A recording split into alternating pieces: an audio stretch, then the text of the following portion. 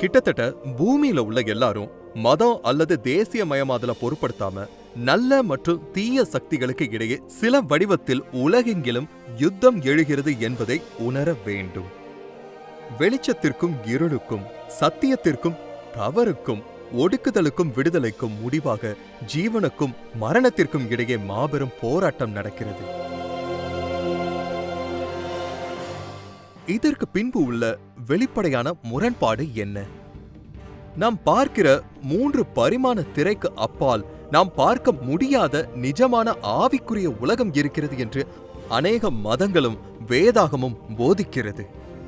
மேலும் இந்த பார்க்க முடியாத மண்டலத்தில் ஒரு டைட்டானிக் போரை நாம் காண்கிறோம். அதாவது நீதியுள்ள ஹீரோவிற்கும் இறுதி தீய வில்லனிற்கும் இடையே. இதில் மிகப்பெரிய கேள்வி என்னவென்றால், இந்த முதன்மை வீரர்கள் யார்?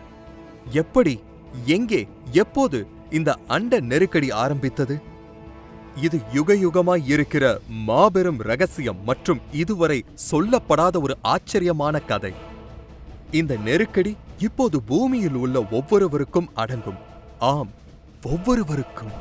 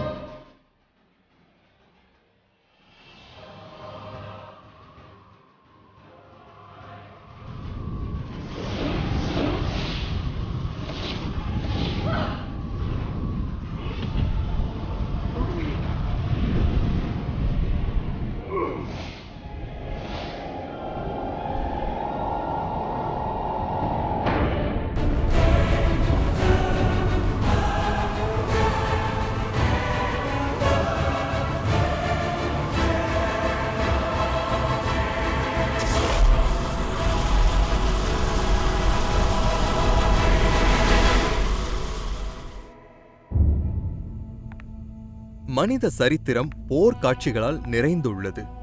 ஒவ்வொரு நபரும் மோதலை அனுபவித்திருக்கின்றனர். ஆனால் தீமையின் ஆரம்பத்தை புரிந்து கொள்ள பிரபஞ்சத்தின் முதல் போருக்கு நாம் திரும்ப செல்ல வேண்டும். ஏனென்றால் இந்த போரானது பூமியில் நடக்கவில்லை. நம்முடைய உலகம் உண்டாக்கப்படுவதற்கு முன்பாக பரலோகத்தில் ஒரு யுத்தம் நடந்தது. பரலோகத்தில் யுத்தம் என்பது முரண்பாடு போல உங்களுக்கு தெரியலாம். பரலோகத்தில் தேவனுடைய பூரணமானவர்களுக்கு இடையே யுத்தமும் சண்டையும் இருக்க முடியும் என்பது நமக்கு கற்பனை செய்ய முடியாத ஒன்று. இந்த தெய்வீக மோதலுக்கு எது காரணமாக இருந்திருக்கும்? வேதம் என்றழைக்கப்படும் பழமையான புத்தகம் நமக்கு தேவையான போதுமான விவரங்களை தருகிறது. அதனால் ஆச்சரியமான கணக்குகளை ஒன்றாக சேர்க்கலாம். சோகமாக இருந்தாலும் இது யுகயுகமாய் கீழிறங்கி தனிப்பட்ட விதத்தில் உங்களையும் என்னையும் பூமியில் உள்ள எவரையும் தொடுகிற நம்ப முடியாத ஒரு மென்மையான தேசமாகும். நமது கதை தேவ சித்தத்தை செய்ய பிரியப்படுகிற தேவ தூதர்களால் நிறைந்திருக்கும் பரலோகம் என்கிற இடத்தில் பிரபஞ்சத்தின் ஆரம்பத்தில் நீண்ட காலத்திற்கு முன்பு தொடங்குகிறது.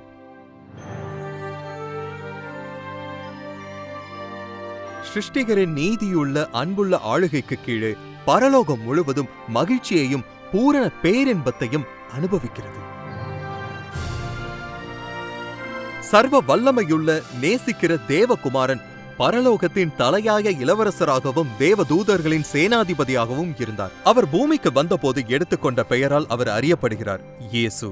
அவர் நோக்கத்திலும் சிந்தையிலும் பிதாவாகிய தேவனோடு ஒன்றாக இருந்தார். பிதா, குமாரன், ஆவியானவருடைய மனதுருக்கம் உள்ள ஆளுகையின் கீழ் அதிசயமும் சமாதானமும் மகிழ்ச்சியும் உள்ள இடமாக பரலோகம் நிரூபிக்கப்பட்டது. தேவனுடைய கட்டளைகளை கொண்டு செல்ல சேராபின் மற்றும் கேருபின் அல்லது பொதுவாக தேவதூதர்கள் என்று அறியப்படும் எண்ணற்ற பணிவிடை செய்யும் ஆவிகளால் திரித்துவம் சூழப்பட்டிருந்தது.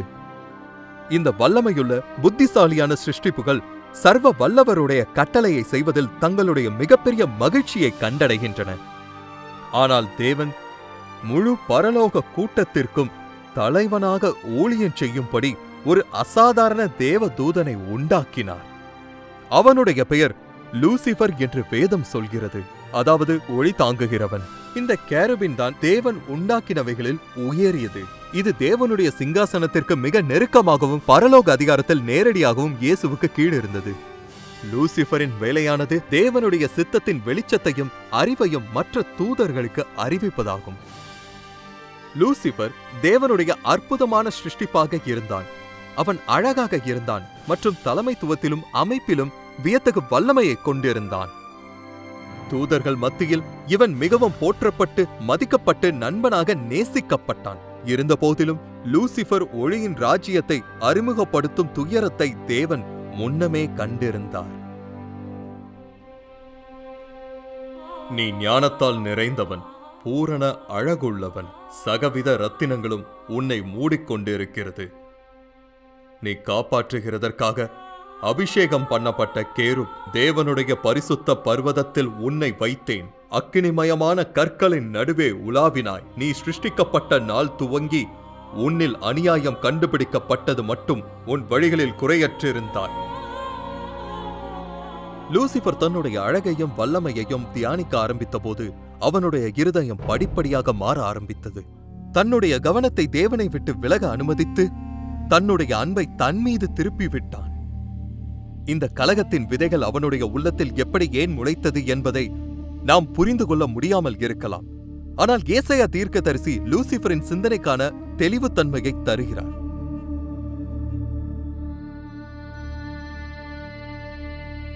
அதிகாலையின் மகனாகிய விடிவெள்ளியே, நீ வானத்திலிருந்து விழுந்தாயே. ஜாதிகளை ஈனப்படுத்தினவனே, நீ தரையிலே விழ வெட்டப்பட்டாயே. நான் வானத்துக்கு ஏறுவேன், தேவனுடைய நட்சத்திரங்களுக்கு மேலாக என் சிங்காசனத்தை உயர்த்துவேன். நான் மேகங்களுக்கு மேலாக உன்னதங்களில் ஏறுவேன், உன்னதமானவருக்கு ஒப்பாவேன் என்றும் நீ உன் இருதயத்தில் சொன்னாயே. லூசிபர் படிப்படியாக தேவ வல்லமையை இச்சிக்க ஆரம்பித்தான். அது அவனுடைய குணாதிசயம் அல்ல. அவன் தன் சொந்த அசாதாரணமான ஆற்றல்களையும் அழகையும் எண்ண ஆரம்பித்த போது பெருமையின் புற்றுநோய் விழுதுகளும் தன்னைத்தான் உயர்த்தி கொள்ளுதலும் அவனுடைய மனதை பிடித்துக் கொண்டன. இந்த எதிர்ப்பு உணர்வும் பொறாமையும் தேவனுடைய பரிசுத்த பிரமாணத்தை மீறச் செய்து அவருடைய ஆளுகைக்கு எதிராக கலகம் பண்ணச் செய்தது. நாம் இங்கு நின்று சில காரியங்களை தெளிவுபடுத்த வேண்டும். தேவன் ஆதியிலிருந்தே நாம் வாழுகிற பொருள் சார்ந்த உலகத்தை ஆளும்படியாக இயற்பியல் பிரமாணங்களை ஏற்படுத்தினார். இயற்கை பிரமாணங்கள் இல்லாமல் பிரபஞ்சம் ஒழுங்கின்மையாக இருக்கும். அதுபோலவே தேவனுடைய சன்மார்க்க பிரமாணம் எப்போதும் பாதுகாப்பையும் நிலைப்புத்தன்மையும் பிரபஞ்சத்திற்கு தருகிறது. சிலர் கர்த்தர் சீனாய் மலையில் மோசேயின் இடத்தில் 10 கற்பனைகளை கொடுத்திராவிட்டால் அவைகள் இருந்திருக்காது என்று நம்புகிறார்கள். ஆனால் தேவனுடைய பிரமாணங்கள் நித்தியம் முழுவதும் இருக்கின்றன என்று வேத வசனம் போதிக்கிறது. அவைகள் அவருடைய அன்பின் பரலோக ராஜ்யத்தின் அஸ்திபாரமாய் இருக்கின்றன. அவருடைய கட்டளைகள் எல்லாம் உண்மையானவைகள். அவைகள் என்றென்றைக்கும் உள்ள சதா காலங்களுக்கும் உறுதியானவைகள். அவைகள் உண்மையும் செம்மையுமாய் செய்யப்பட்டவைகள். 10 கற்பனைகள் தேவனுடைய அன்பின் குணாதிசயத்தின் சுருக்கமாகும். முதல் 4 கற்பனைகள் தேவன் யார், அவருடைய வல்லமை, எல்லை, அதிகாரம் என்ன என்பதை விவரிக்கின்றன. கடைசி 6 கற்பனைகள் தேவன் எப்படிப்பட்டவர் என்பது, அவருடைய நேர்மை, பரிசுத்தம், உண்மைத்தன்மை ஆகிய இந்த காரியங்கள் எல்லாம் எப்போதும் உண்மையாக இருக்கிறது, உண்மையாகத்தான் இருக்கும். இப்போது நித்தியத்தின் சரித்திரத்தில் முதல் முறையாக லூசிபர் இந்த பூரணமான கோட்பாடுகளை மீற ஆரம்பித்தான்.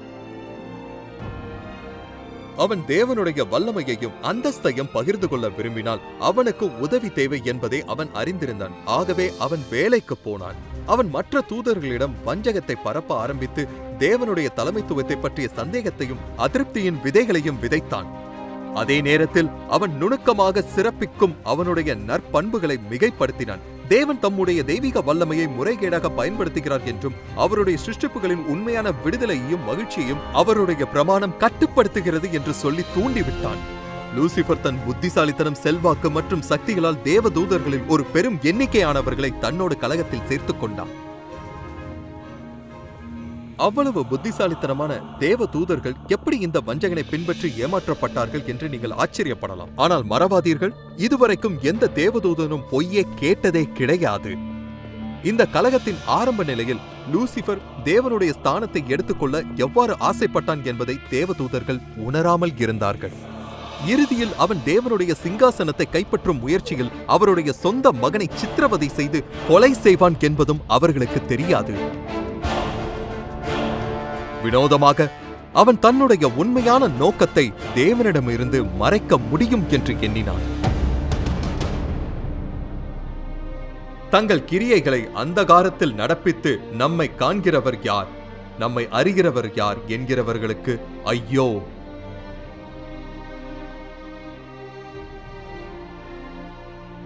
லூசிபரின் கலகம் தேவனுக்கு ஆச்சரியத்தை தந்தது என்று அவருக்கு தெரியாது என்றும் எண்ணாதீர்கள். கர்த்தர் தம் உயிரினங்களின் எண்ணங்கள் உட்பட சகலவற்றையும் அறிந்தவர். லூசிபரின் மனதில் என்ன போய்க் கொண்டிருக்கிறது என்று அவர் சரியாக புரிந்து கொண்டு தம் தயவுள்ள இரக்கத்தினால் அவனுக்கு ஆபத்தை குறித்து எச்சரிக்கை செய்தார்.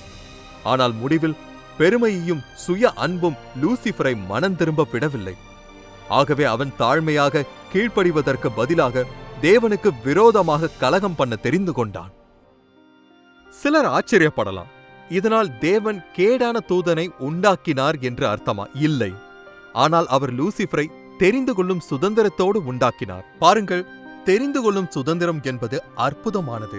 அது கலகத்தின் அபாயம் மற்றும் தேவனுடைய அன்பு நிராகரிக்கப்படுவதற்கான சாத்தியம் உட்பட நம்ப முடியாத ஆபத்தை கொண்டிருக்கிறது.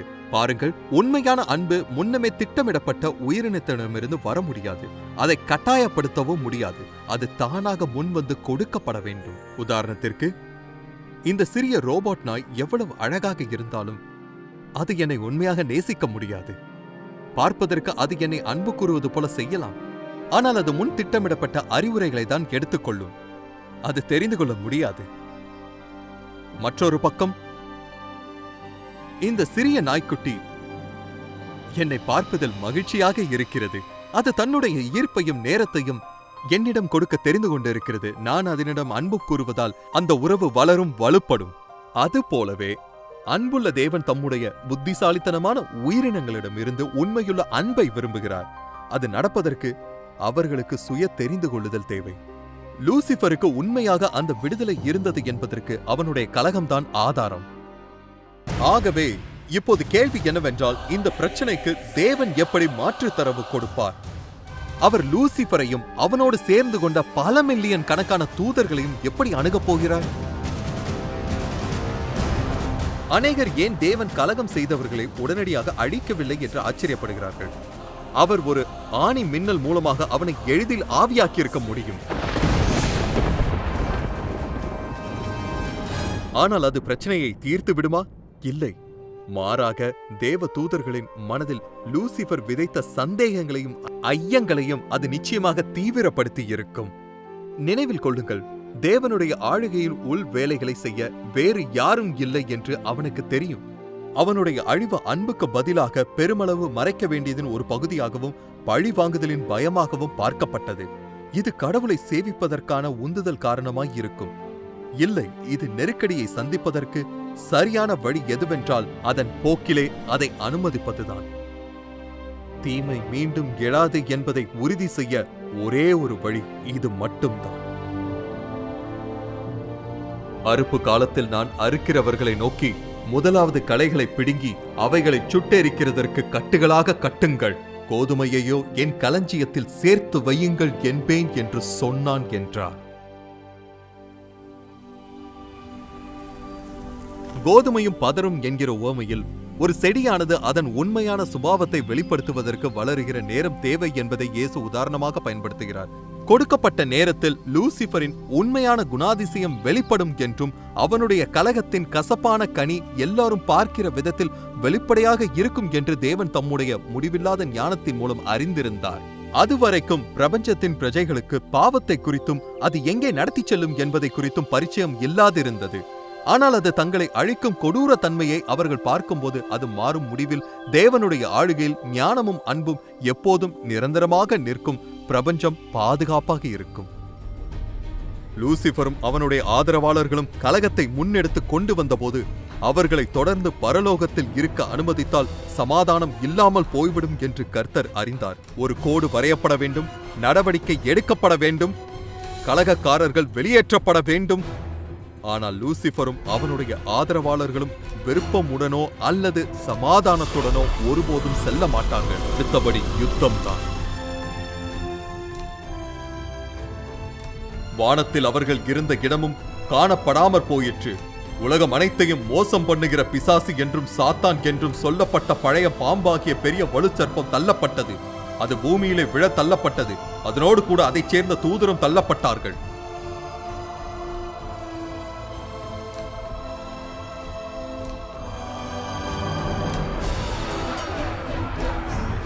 இந்த பிரபஞ்ச யுத்தத்தில் என்னென்ன ஆயுதங்கள் உபயோகப்படுத்தப்பட்டன அல்லது இது எவ்வளவு நாட்களாக நடந்தது என்பதை எல்லாம் வேதம் தெளிவாக வெளிப்படுத்தவில்லை. ஆனால் இந்த யுத்தம் எந்த மாம்ச கண்ணும் இதுவரை கண்டிராத ஒன்று. வெளிப்படுத்துதல் 12:4 லூசிபரும் தேவ தூதர்களில் 1/3 பரலோகத்திலிருந்து விழ தள்ளப்பட்டார்கள் என்று சொல்கிறது.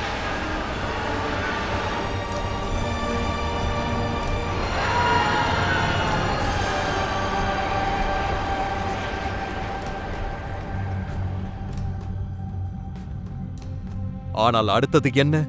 இப்போது லூசிபர் பக்கம் மில்லியன் கணக்கான தூதர்கள் இருக்கிறார்கள். ஆனால் அவன் தன்னுடைய கிளர்ச்சியை தொடர அவனுக்கு பூமியில் நிலையான இடம் தேவை. பாவத்தின் சம்பளம் எவ்வளவு வேதனையானது, விலையேற்ற பெற்றது என்பது பிரபஞ்சம் விரைவில், மிக விரைவில் புரிந்து கொள்ளும். ஆனால் யுத்தமானது இன்னமும் முடிவடையவில்லை. அது ஆரம்பித்திருக்கிறது. ஒளி தாங்குகிற லூசிபர் இப்போது சாத்தானாக, விரோதியாக ஆகிவிட்டான்.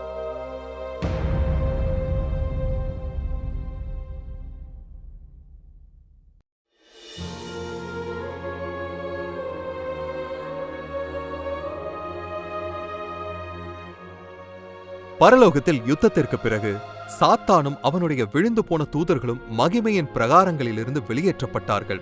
ஒரு காலத்தில் பிசாசும் அவனுடைய அசுத்த ஆவிகளும் பிரபஞ்சத்தின் மூலம் சுற்றித் திரிந்து இந்த கலகத்தில் தங்களோடு பரிதாபப்படும் உலகங்களுக்காக தேடி பார்த்து தோல்வி அடைந்தனர்.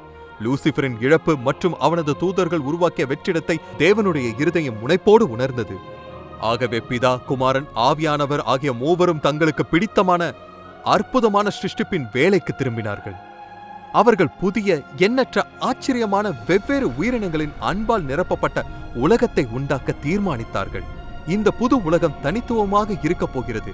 ஏனென்றால் கோட்பாடு உயிரினங்கள் தேவனுடைய சாயலில் உண்டாகப் போகிறது. நாம் இப்போது பூமி என்று அறிந்திருக்கிற கோளின் ஆளுகையை கர்த்தர் அவர்களுக்கு வழங்குவார். ஆதியிலே தேவன் பூமியை உண்டாக்கினார். பிறகு தேவன் தாம் உண்டாக்கின எல்லாவற்றையும் கண்டார். அது மிகவும் நன்றாயிருந்தது. பார்ப்பதற்கு என்ன ஒரு அற்புதமான காட்சி! தேவன் ஒரு புதிய உலகத்தை, பூமி என்கிற நம்முடைய கோளை உண்டாக்குகிறார். சிருஷ்டிப்பின் ஒவ்வொரு அற்புதமான நாளிலும் ஏதாவது புதிதாக கண் கவருகிற ஒன்று காட்சியில் உண்டாகும். 3வது நாளில் தேவன் பேசினார். அப்போது அழகான, பசுமையான, எல்லா நிறமான, வடிவமான, அளவான தாவர வர்க்கங்கள் உண்டாகின.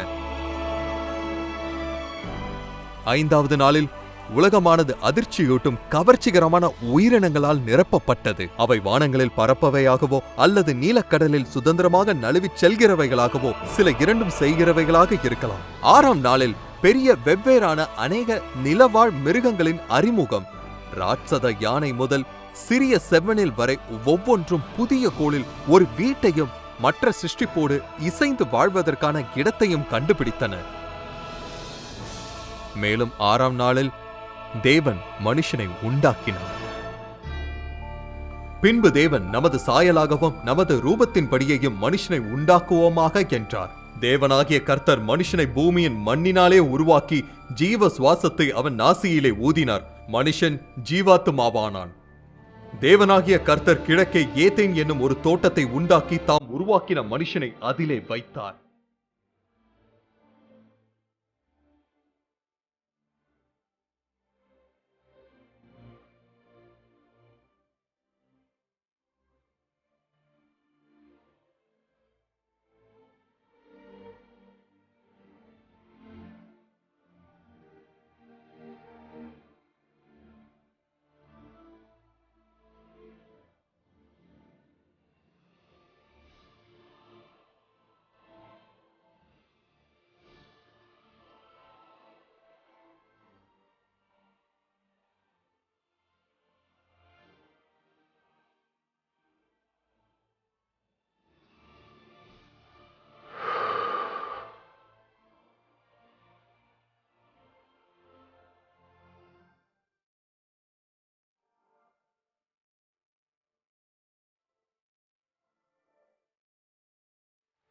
என்ன ஒரு பிரம்மாண்டமான தருணம் அது!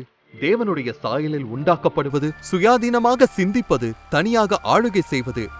ஆதியிலே மனுஷன் தன்னுடைய நிர்வாணத்தை குறித்து அறிந்திருக்கவில்லை. ஏனென்றால் பாவம் செய்வதற்கு முன்னதாக அவன் மகிமையினாலும் வெளிச்சத்தினாலும் உடுத்துவிக்கப்பட்டிருந்தான்.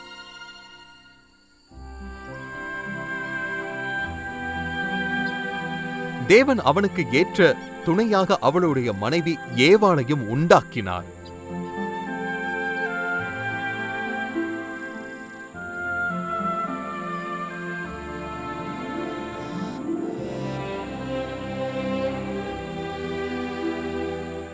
மகிழ்ச்சியான ஜோடி தங்கள் மகிழ்ச்சியை மேம்படுத்த பழுதின்றி வடிவமைக்கப்பட்டு ஒரு அற்புதமான தோட்டத்தில் வைக்கப்பட்டனர்.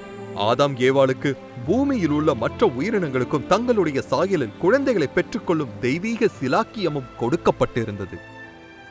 இந்த பூரணமான பரதீசின் மீது மனு வர்க்கம் என்றென்றும் நித்தியமாகவும் மகிழ்ச்சியோடும் ஆரோக்கியத்தோடும் தொடர்ந்து ஆளுகை செய்ய வேண்டும் என்பதுதான் தேவனுடைய நோக்கமாகும். அவர்கள் தங்களுடைய பராமரிப்பின் கீழ் எல்லா உயிரினங்களின் ஈர்ப்பையும் தோழமையையும் அனுபவிக்கும் போது தேவனுடைய தோட்டத்தில் உள்ள தாவரங்களோடு வேலை செய்ய வேண்டும். நம்முடைய முதல் பெற்றோர் அனுபவித்த சுற்றுச்சூழலானது இன்றைக்கு இருக்கிற உலகத்திலிருந்து வித்தியாசமாக இருந்தது. ரோஜாக்களுக்கு முட்கள் இல்லை, பூச்சிகள் கடிக்காது, கொட்டாது. சிங்கங்களும் ஆடுகளும் ஒன்றோடொன்று விளையாடும். ஆனால் மிகப்பெரிய ஆசீர்வாதம் என்னவென்றால், மனுஷர்கள் தங்களை உண்டாக்கினவரோடு பூரண இணக்கத்தோடு வாழ்ந்தார்கள். ஒவ்வொரு 7ஆம் நாளும் ஆதாமும் ஏவாளும் தங்கள் பிரியமான வேலையிலிருந்து ஓய்வு எடுத்திருந்தனர். தங்களை சந்திக்க வரும் சிருஷ்டிகரோடு வெளிப்படையான மகிழ்ச்சியான தொடர்பை கொண்டிருந்தனர். அது ஒரு அருமையான அற்புதமான உலகமாக இருந்தது. நம்முடைய முதல் பெற்றோர் ஒரு எளிய சோதனையில் உண்மையுள்ளவர்களாக இருந்திருந்தால் இந்த மகிழ்ச்சியான தோட்டம் நித்தியம் வரை தொடர்ந்திருக்கும். ஆனாலும் நன்மை தீமை அறியத்தக்க விருட்சத்தின் கனியை புசிக்க வேண்டாம். அதை நீ புசிக்கும் நாளில் சாகவே சாவாய். எதிரி தன்னுடைய கலகத்தினால் பிரபஞ்சத்தை கெடுத்து விட்டதால் அன்பும் உந்தமும் உள்ள ஒரு எளிய சோதனை தேவை என்பதை கர்த்தர் கண்டிருந்தார். நினைவில் கொள்ளுங்கள், போரின் போது பரலோகத்திலிருந்து வெளியே துரத்தப்பட்ட தங்கள் நண்பர்களில் 1/3 பங்கை அப்போதுதான் நல்ல தூதர்கள் பார்த்திருந்தார்கள். இந்த புதிய மனுஷர்கள் லூசிபரோடு சேர்ந்து மேலும் தொந்தரவு கொடுக்க மாட்டார்கள் என்று அவர்கள் எப்படி உறுதியாக இருக்க முடியும்? ஆகவே கர்த்தர் ஏதேன் தோட்டத்தில் ஒரு தனித்துவமான மரத்தை வைத்தார். இந்த மரத்தினுடைய மரணத்தின் வேதனையை தரும் கனி புசிக்கப்படக்கூடாது. கீழ்ப்படிதலின் இந்த எளிய சோதனையில் தேர்ச்சி அடைவதன் மூலம் ஆதாமும் ஏவாளும் கடவுள் மீதுள்ள உத்தமத்தையும் அவருடைய வார்த்தையில் உள்ள விசுவாசத்தையும் வெளிப்படுத்த வேண்டும். நீங்கள் என்னிடத்தில் அன்பாய் இருந்தால் என்னுடைய கற்பனைகளை வைத்துக் கொள்ளுங்கள் என்றார். ஆனால் யாரோ ஒருவர் இந்த விசுவாச சோதனையை கற்றுக்கொண்டதால் அதை அவர் தனக்கு நலனாக பயன்படுத்த தீர்மானித்தார். தான் இழந்து போன ஆசீர்வாதமான வாழ்க்கையை இப்போது அனுபவித்துக் கொண்டிருக்கிற மகிழ்ச்சியான மனிதர்கள் மீது சாத்தான் மிகவும் பொறாமையோடு இருக்கிறான். அவர்களின் மகிழ்ச்சியானது அவனுடைய சொந்த மாறுபட்ட நிலையில் இருந்தது. அது குற்றம், பாவம், துன்பம் என்பவற்றால் நிறைந்திருந்தது. அவனுடைய அச்சுறுத்தும் சீற்றம் மற்றும் கோபத்தில் அவன் ஏதுமறியாத ஜோடியை தனியாக வெளியேற சம்மதிக்கவில்லை. பாவம் எப்போதும் அதோடு மற்றவர்களையும் கீழே இழுக்க நாடுகிறது. அதனால் ஒரு நாள் ஏவாள் தனக்கு பிரியமான வேலையில் ஈடுபட்டுக் கொண்டிருந்த போது அவள் தான் தனியாக ஆபத்தான விலக்கப்பட்ட விருட்சத்தின் அருகே இருப்பதைக் கண்டாள். அதன் பின் சாத்தான் தன்னுடைய சந்தர்ப்பத்தை பார்த்தான். வசீகரிக்கும் சர்ப்பத்தை தன் ஊடகமாக பயன்படுத்தி விழுந்து போன தேவதூதன் மரத்திலிருந்து ஏவாளை அழைத்து அவளை உரையாடலில் ஈடுபடுத்த எண்ணினான்.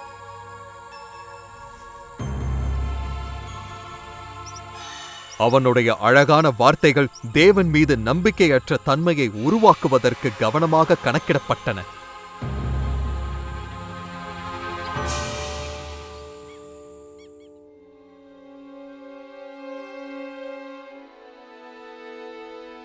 அந்த விருட்சம் புசிப்புக்கு நல்லதும் பார்வைக்கு இன்பமும் புத்தியை தெளிவிக்கிறதற்கு இச்சிக்கப்படத்தக்க விருட்சமுமாய் இருக்கிறது என்று கண்டு அதன் கனியை பறித்து புசித்து தன் புருஷனுக்கு கொடுத்தாள். அவனும் புசித்தான்.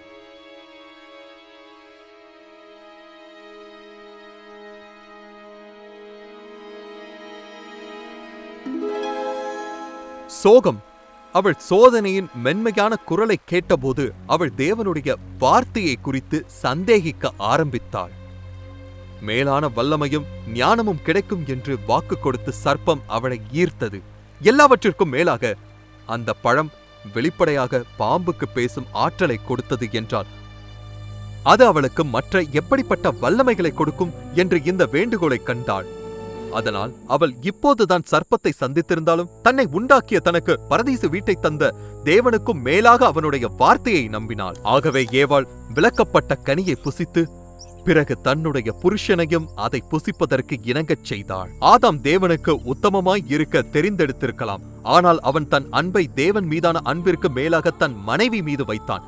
நம் முதல் பெற்றோர்கள் எதிரியோடு கூட்டு சேர்ந்ததால் பூமியை ஆளுகை செய்ய சாத்தானால் கோரப்பட்டது. எதற்கு கீழ்ப்படியும்படி உங்களை அடிமைகளாக ஒப்புக் கொடுக்கிறீர்களோ அதற்கே கீழ்ப்படுகிற அடிமைகளாய் இருக்கிறீர்கள் என்று அறியீர்களா? 2 எஜமான்களுக்கு ஊழியம் செய்ய ஒருவனாலும் கூடாது. இந்த உலகம் இப்போது நன்மைக்கும் தீமைக்கும் இடையே யுத்தகலமாக மாறிவிட்டது. ஒவ்வொரு ஆண் மற்றும் பெண்ணின் இருதயம்தான் பரிசாகும். ஆதாமும் ஏவாளும் அந்த நேரத்தில் கொஞ்சமாவது அதை உணர்ந்தார்களா? அவர்கள் ஒரு கணம் செய்த அவநம்பிக்கையும் எதிர்ப்பும் ஆயிரக்கணக்கான ஆண்டுகளாக மில்லியன் கணக்கான மக்களுக்கு பாடுகளின் மதகுகளை திறந்துவிட்டது. உலகத்திலே பிரவேசித்தது போலவும் எல்லா மனுஷரும் பாவம் செய்தபடியால்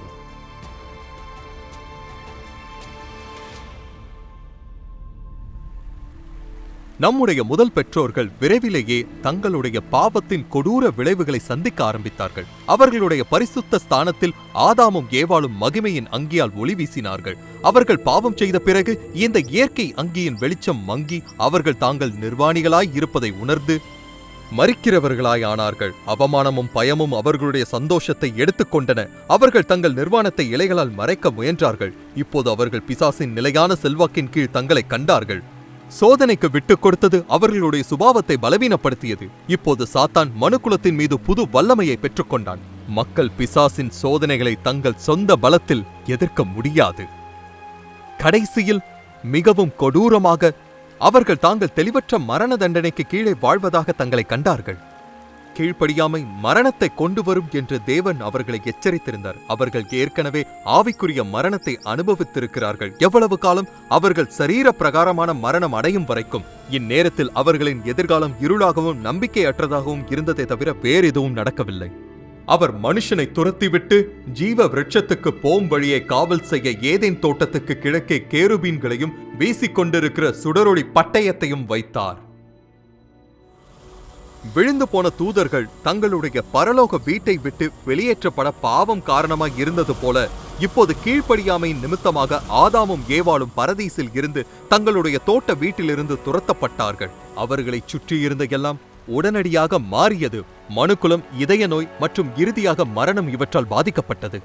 மிருகங்களும் தாவரங்களும் கூட கொடூரமான சாபத்தால் பாதிக்கப்பட்டன. முற்களும் குறுக்குகளும் மரங்களிலும் பூக்களிலும் உண்டானது. முன்பு கனிவாக இருந்த மிருகங்கள் இப்போது ஒன்றை ஒன்று கொன்று தின்னுகிறவைகளாக ஆகிவிட்டன.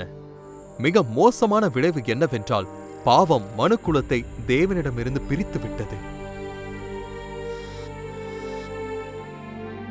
உங்கள் அக்கிரமங்களே உங்களுக்கும் உங்கள் தேவனுக்கும் நடுவாக பிரிவினை உண்டாக்குகிறது. உங்கள் பாவங்களே அவர் உங்களுக்கு செவிகொடாதபடிக்கு அவருடைய முகத்தை உங்களுக்கு மறைக்கிறது. சிருஷ்டிப்பிலே ஆதாமுக்கும் ஏவாளுக்கும் தேவ தூதர்களோடும் குமாரனாகிய தேவனோடும் கூட முகமுகமாக பேசக்கூடிய கணம் கொடுக்கப்பட்டிருக்கிறது. ஆனால் தேவன் பூரண சுத்தர், பரிசுத்தர். அவருடைய பிரசன்னத்தில் எந்த தீமையும் இருக்க முடியாது. இப்போது முதல் மனிதர்கள் பாவம் செய்துவிட்டனர். தேவன் அவர்களுடைய சொந்த பாதுகாப்பிற்காக அவர்களை தம்முடைய பரிசுத்த சமூகத்திலிருந்து வெளியே அனுப்பினார். பாவம் மனிதனுடைய ஆத்மாவின் கண்புரையை எரித்துவிட்டது. அதனால் அவன் இனி ஆவிக்குரிய பரிமாணத்தை பார்க்க முடியாது. போதிலிருந்து பரலோகத்தோடு நேரடி தொடர்பு கொள்வது வரையறுக்கப்பட்டதாக இருக்கும். எல்லா சாபங்களும் ஆதாம் ஏவாள் மீது விழுந்தபோது கர்த்தருடைய இருதயம் மிகுந்த மனதுருக்கத்தால் ஆழமாகச் சென்றது. அவர்கள் மீறின பிரமாணம் அவர்களை காப்பாற்றும்படியாய் மாற்றப்பட முடியாது. அது தேவனைப் போல பரிசுத்தமானது, மாறாதது. மனிதன் மீட்கப்படுவதற்கு ஒரே ஒரு வழிதான் உண்டு என்று தேவன் அறிந்தார். ஆகவே திட்டம் வெளியானது. தேவனுடைய இருதயத்தில் இருந்து பிறந்தது. மனுஷனுக்கு நியமிக்கப்பட்டிருக்கிற நித்திய மரணத்திலிருந்து மனுஷனை ரட்சிக்கும் திட்டம் மற்றும் பாவத்தால் இழந்து போன எல்லாவற்றையும் முந்தைய நிலைக்கு கொண்டு வருவதுதான். அதன் ஆழத்திலும் நோக்கத்திலும் வல்லமையின் இது ஒரு ஆச்சரியமான முயற்சி. ஆனால் இது ஏராளமான பலிகளையும் உள்ளடக்கிய திட்டம். தம்முடைய ஒரே பேரான குமாரனாலே நாம் பிழைக்கும்படிக்கு தேவன் அவரை இவ்வுலகத்திலே அனுப்பினதினால் தேவன் நம்மேல் வைத்த அன்பு வெளிப்பட்டது. நாம் தேவனிடத்தில் அன்பு கூர்ந்ததினால் அல்ல, அவர் நம்மிடத்தில் அன்பு கூர்ந்து நம்முடைய பாவங்களை நிவிர்த்தி செய்கிற கிருபாதார பலியாக தம்முடைய குமாரனை அனுப்பினதனாலே அன்பு உண்டாயிருக்கிறது. வேதம் தெளிவாக போதிக்கிறது. ரோமர் 6:23 பாவத்தின் சம்பளம் மரணம் என்று. மீறப்பட்ட பிரமாணம் பாவியினுடைய ஜீவனை கோருகிறது. முழு பிரபஞ்சத்திலும் மனுக்குலத்திற்கு பதிலாக ஆவதற்கு ஒரே ஒருவருக்குத்தான் தகுதி உண்டு. சிருஷ்டிகர் மட்டும்தான் தம்முடைய சிருஷ்டிப்புகளின் கடனை அவர்களுடைய ஸ்தானத்தில் நின்று செலுத்த இயலும். ஆகவே இயேசு கிறிஸ்து தேவகுமாரன் புனிதத்தையும் மகிமையையும் பரலோக பாதுகாப்பையும் விட்டு வெளியே வர மனப்பூர்வமாக ஏற்றுக்கொண்டார். அவர் மனுஷனுக்கு பதிலாக இந்த துன்மார்க்கமான துரோக கோளில் வந்து மரிப்பார். அவர் ஏதுமறியா உதவியற்ற குழந்தையாக பிறப்பார். துக்க அவமான வாழ்க்கையை சகித்துக் கொண்டு இருந்தபோதும் பூரண வெற்றிகரமான வாழ்க்கையை வாழ்ந்தார். இறுதியாக விழுந்து போன மனுக்குலத்திற்கு பதிலாக நிற்பதற்காக அவமானகரமான மரணத்தில் மரிப்பார். அவருடைய பலியின் மூலமாக மனுக்குலத்திற்கு ஆச்சரியமாக நித்திய ஜீவனுக்கு இன்னொரு வாய்ப்பு கொடுக்கப்படுகிறது. சாத்தானால் கடத்தப்பட்ட உலகிற்கு அவருடைய இரத்தம் கிரயத்தை கொடுக்கும். மனுஷன் விழுந்து போன பிறகு தேவனால் ஏற்படுத்தப்பட்ட மிருகங்களை பலியாக செலுத்தும் முறைமையில் இந்த அற்புதமான மீட்பின் திட்டமானது விளக்கப்படமாக விளக்கப்பட்டுள்ளது. விளக்கப்பட்ட விருட்சத்தின் கனியை புசிக்கும் நாளில் சாவீர்கள் என்று ஆதாமையும் ஏவாளையும் கர்த்தர் எச்சரித்தார். அப்படியென்றால் எப்படி அவர்கள் இன்னும் உயிரோடு இருந்தார்கள்? அவர்கள் பாவம் செய்த உடனேயே தேவன் மிருகங்களின் தோலினாலான உடைகளை அவர்களுக்கு கொடுத்தார் என்று வேதம் சொல்கிறது. இயேசுவை உலக தோற்றத்திற்கு முன்னமே அடிக்கப்பட்ட ஆட்டுக்குட்டியாக குறிக்கிற வெளிப்பாட்டை கவனிப்பது தகுதியான ஒன்றாகும். இது அவர்களுடைய மரணத்தை தடுக்க அந்த நாளிலே ஆட்டுக்குட்டி கொல்லப்பட வேண்டும் என்பதை காட்டுகிறது. விசுவாசத்தினால் இந்த பலியில் அவர்களுடைய மரண தண்டனை அவர்களிடமிருந்து அப்பாவியான மிருகத்திற்கு ஆட்டிற்கு அடையாளபூர்வமாக மாற்றப்படும். நிச்சயமாக இயேசுவை பிரதிபலிப்பதாக இருண்ட மற்றும் நம்பிக்கையற்ற சூழ்நிலையில் நம்பிக்கையின் ஒரு கதிர் வழங்கப்பட்டது. மனம் திரும்புதல் மற்றும் வரப்போகிற மேசியாவின் இரத்தத்தின் மீது வைக்கிற விசுவாசத்தின் மூலமாக எந்த மனுஷனும் மறுபடியும் தேவனுடைய பிள்ளையாக முடியும். ஆனால் இந்த அற்புதமான திட்டம் இருந்தபோதும் தற்போதைக்கு சாத்தானுக்கு இன்னும் பூமியின் மேல் அதிகாரம் இருக்கிறது. இந்த உலகத்தில் வாழ்வது எளிதாக இருக்காது. உலகத்தில் உங்களுக்கு உபத்திரவம் உண்டு, ஆனாலும் திடன் கொள்ளுங்கள், நான் உலகத்தை ஜெயித்தேன். அநேகர் அன்புள்ள சர்வ வல்லமையுள்ள தேவன் ஏன் துக்கத்தையும் பாடுகளையும் இன்றைக்கு நாம் இருக்கிற உலகத்தில் அனுமதிக்கிறார் என்று ஆச்சரியப்படுகிறார்கள். ஆனால் இந்த வாழ்க்கையில் நாம் வேதனைப்படுவதும் சோதிக்கப்படுவதும் தேவனுடைய நோக்கமல்ல என்பது ஆதியாகமத்திலிருந்து தெளிவாக விளங்குகிறது. பூமி தேவனுடைய கரத்திலிருந்து வந்தபோது அற்புதமான பரலோகமாக இருந்தது. ஆதாம் ஏவாளின் பாவம் இந்த கோளின் கட்டுப்பாட்டை கோரும் உரிமையை சாத்தானுக்கு கொடுத்தது. அவர்களுடைய துயரமான தெரிந்தெடுப்பால் பிசாசும் அவனுடைய கூட்டாளிகளும் மனுஷர்களை சோதிக்கவும் பாதிக்கவும் நோய் வலி பாடுகளை உண்டாக்கவும் வல்லமையை பெற்றுக்கொண்டார்கள்.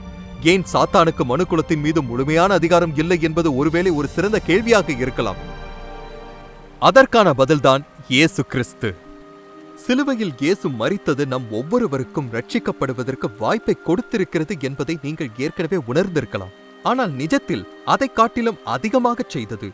பூமியை மீட்க இரட்சகர் தம்முடைய ஜீவனை கொடுத்தபோது மனுக்குலத்தின் மீதான பிசாசின் கட்டுப்பாடு கட்டுப்படுத்தப்பட்டது. சாத்தான் நம்முடைய சித்தத்தின் மீது கட்டாயப்படுத்த முடியாது. கிறிஸ்துவின் பலியும் நமக்கு சோதனை காலத்தை கொண்டு வந்திருக்கிறது. அங்கு தேவனுடைய ஆளுகைக்கும் பிசாசின் ஆளுகைக்குமான வித்தியாசத்தை நாமே பார்த்து யாரை சேவிக்கலாம் என்று தீர்மானித்துக் கொள்ளலாம். கடைசியாக இயேசுவின் தன்னலமற்ற பலியால் சாத்தானின் ராஜ்யம் முடிவுக்கு வரும். ஒரு நாள் பூமி ஆதியிலே இருந்ததற்கும் மேலாக அற்புதமான விதத்திலே மனுஷனிடத்தில் திரும்ப வரும். ஆகவே ஆதாமும் ஏவாளும் தங்கள் வாழ்க்கையை பரலோகத்திலிருந்து வெளியேறினவர்களாக ஆரம்பித்த போது அவர்களுக்கு இன்னும் நம்பிக்கை இருந்தது. அவர்களுடைய நிர்வாணத்தை மூட பலியிடப்பட்ட மிருகங்களின் தோள்களை தேவன் கொடுத்தார். ஆனால் அதைவிட முக்கியமாக அவர்கள் கிறிஸ்துவை ஏற்றுக்கொண்டு மனம் திரும்பினால் அவர்களுடைய பாவத்தை மூடுவதற்கு தேவ ஆட்டுக்குட்டியின் இரத்தத்தை வாக்கு பண்ணினார். ஒரு பெரிய கேள்வி இன்னும் இருக்கிறது. தேவனுடைய தயால வெகுமதியை மக்கள் ஏற்றுக்கொள்வார்களா? இவ்வளவு பெரிதான ரட்சிப்பை குறித்து நாம் கவலையற்றிருப்போமானால் தண்டனைக்கு எப்படி தப்பித்துக் கொள்வோம்? நீங்கள் இப்போது கேட்ட ஆச்சரியமான கதை உண்மையானதுதான். அது உங்களை பாதிக்கும். தேவனாக ஆக வேண்டும் என்ற சாத்தானின் விருப்பத்தினாலும் ஆதாம் ஏவாள் தேவன் மீது நம்பிக்கையற்று கீழ்ப்படியாமற் போனதாலும் நாம் அனைவரும் ஆபத்தான நிலையில் இருக்கிறோம். ஒரு பக்கம் நம்முடைய ஏத்தேன் வீட்டை திரும்ப பெறுவதற்கான இரண்டாவது வாய்ப்புடன் மனுக்குலம் தேவனிடத்தில் மிகப்பெரிய தயவை பெற்றிருக்கிறது. மற்றொரு பக்கம் நாம் இந்த அற்புதமான வாய்ப்பை பிரயோஜனப்படுத்திக் கொள்ள தவறவிட்டால் நாம் சாத்தானுக்கு அடிமைகளாகி தேவன் பிரபஞ்சத்தின் பாவத்தை சுத்திகரிக்கும் போது நாம் அனைவரும் அழிக்கப்படுவோம். நண்பர்களே, இயேசுவுக்காக உங்களுடைய தீர்மானத்தை எடுக்க இப்போதைக்கு காட்டிலும் சிறந்த நேரம் வேறு எதுவும் இல்லை. நாம் இந்த பூமியில் எவ்வளவு காலம் வாழ்வோம் என்று நம் ஒருவருக்கும் தெரியாது. நம்முடைய வாழ்க்கை உடனடியாக கூட முடிவடையலாம். நம்முடைய நல்வாழ்விலே இயேசு மாபெரும் ஆர்வத்தை காட்டியிருக்கிறார். உங்களுக்கான அவருடைய அன்பு வரப்போகிற அழிவிலிருந்து தப்பித்துக் கொள்வதற்கான வழியை கொடுப்பதற்கு அவரை செயல்படச் செய்கிறது. உங்கள் பாவங்களிலிருந்து மனம் திரும்பி அவரை ஏற்றுக்கொள்ளும்படிதான் அவர் கேட்கிறார். கிறிஸ்துவின் மூலமாக நீங்கள் மன்னிப்பை பெற்று குணாதிசயத்தில் அவரைப் போலவே இருக்கும்படியான புது இதயத்தை பெற்றுக்கொள்ள முடியும். சிந்திக்க வேண்டிய செய்தி என்னவென்றால், தேவனுடைய பரிசான ரட்சிப்பை நீங்கள் ஏற்றுக்கொள்ளுவதிலிருந்து உங்களை விலக்குவதற்கு சாத்தியமாக இருக்கிற எல்லா வழிகளிலும் சாத்தான் முயலுகிறான். வேறு சில கவர்ச்சிகரமான திசை திருப்பும் காரியங்களால் நீங்கள் ஆக்கிரமிக்கப்பட வேண்டும் என்று அவன் வேலை செய்கிறான். ஆனால் அவனுக்கு மிக முக்கியமானது என்னவென்றால் நம்முடைய நித்திய ரட்சிப்பு. சூழ்நிலையின் உண்மை என்னவென்றால், நீங்கள் இயேசுவை தேர்வு செய்யாவிட்டால் இயல்பாகவே சாத்தானை தேர்வு செய்து விடுவீர்கள். ஆதாம் ஏவாளின் கொடூரமான தேர்ந்தெடுத்தல் சொல்லப்படாத மரணத்தை கொண்டு வந்த போதிலும் இப்பொழுது நீங்கள் சிறந்த முடிவை எடுப்பதற்கு உங்களுக்கு ஒரு வாய்ப்பு இருக்கிறது. தேவன் உங்களுடைய ஆத்மாவின் ஆழமான வாஞ்சையை திருப்தி செய்யும் சமாதானத்தையும் இந்த உலகத்தின் சோதனைகளுக்கு மேலாக உங்களை உயர்த்துகிற சந்தோஷத்தையும் அருளுகிறார். தேவனுடைய இருதயத்தின் ஆழமான வாஞ்சை என்னவென்றால், நீங்கள் ரட்சிக்கப்பட்டு அவரோடு கூட பரலோகத்தில் இருக்க வேண்டும். ஆனால் பரலோகத்திற்கு வெளியே உங்களை வைக்கிற ஒரே ஒருவர் நீங்கள் மட்டும்தான். இந்த விலையேற பெற்ற பரிசை தேவையில்லாமல் நீங்கள் நிராகரித்தால் அது எவ்வளவு சோகமானது யோசியுங்கள். தேவன் வாக்கு பண்ணியிருக்கிற ரட்சிப்பை ஏற்றுக்கொள்வதை இன்றைக்கு நீங்கள் தேர்ந்தெடுக்க முடியும். உண்மையில் இந்த கணமே இயேசு கிறிஸ்துவின் மூலமாக நித்திய ஜீவனை ஏற்றுக்கொள்ள இயலும். அவர் ஆளுகிற அற்புதமானதை ஏற்றுக்கொள்ள ஒரு எளிய ஜெபத்தில் என்னோடு சேர்த்து கொள்ள நான் உங்களை அழைக்கலாமா? எனக்கு பின்பாக சொல்லுங்கள். அன்பின் பரலோக பிதாவே, நான் இப்பொழுது உம்மிடம் வந்து நீர் கொடுக்கும் மன்னிப்பை தாழ்மையோடு கேட்கிறேன். கர்த்தாவே, நான் பாவி என்பதையும் பரிசுத்த பிரமாணத்தை மீறிவிட்டேன் என்பதையும் அறிக்கை செய்கிறேன். பாவத்தின் சம்பளம் மரணம் என்பதை உணர்கிறேன். என்னுடைய எல்லா பாவத்தின் தண்டனையை எடுத்துக்கொள்வதற்கு இயேசு கிறிஸ்து சிலுவையிலே பாடுபட்டு மரித்தார் என்பதை விசுவாசிக்கிறேன். இயேசு மரித்தோரிலிருந்து உயிர்த்தார் என்பதையும் விசுவாசிக்கிறேன். அவரை என் இரட்சகராக ஏற்றுக்கொள்கிறேன். இப்போதிலிருந்து நான் என் இருதயத்தை உம்மிடம் தருகிறேன். என்னுடைய வாழ்க்கையின் ஆண்டவராக நீர் இருக்கும்படிக்கு நம்புகிறேன். என் எல்லா பாவங்களையும் மன்னியும். சித்தத்தை செய்ய எனக்கு உதவ ஆவியை அனுப்பும். மாபெரும் அன்பிற்காக நன்றி செலுத்துகிறேன். நித்திய ஜீவன் என்கிற உம்முடைய பரிசை ஏற்றுக்கொள்கிறேன். இயேசுவின் நாமத்தில் இதை கேட்கிறேன். ஆமென்.